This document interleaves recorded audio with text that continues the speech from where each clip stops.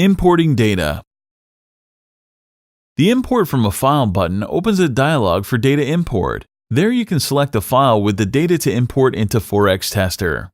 Click on the field and navigate to the folder where the file containing the data is allocated. Click twice on the required file. Make sure that the currency in the Import to Symbol drop-down menu is the same as the Select a File import menu. Set the time zone. By default, the time zone is set to GMT plus 0 time.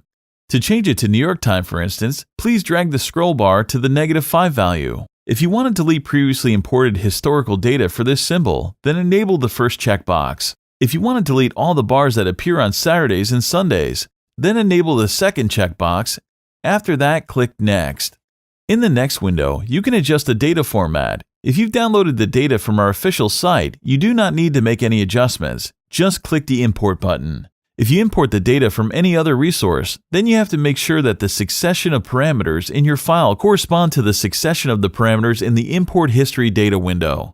There are 8 possible parameters for the data: symbol, date, time, open price of the bar, high price, low price, close price, volume. Your source file is displayed in the Source File field. In our example, the first parameter is the symbol name. That is why the value of the column 1 drop-down menu should also be symbol.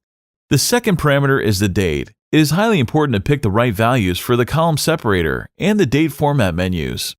In this example, all the values are separated with commas. However, in your custom file, they might be separated with a semicolon, space, or tab. If so, you have to select the necessary separation type in the column separator drop-down menu.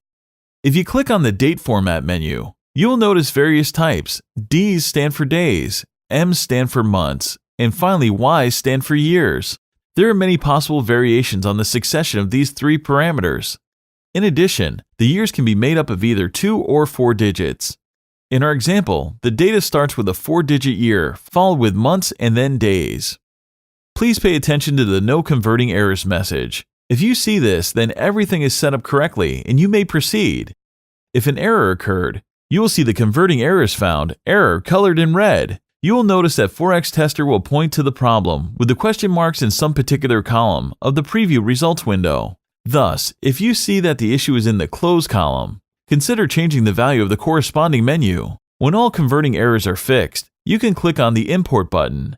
After the progress bar reaches completion, you will see the Data was imported successfully message.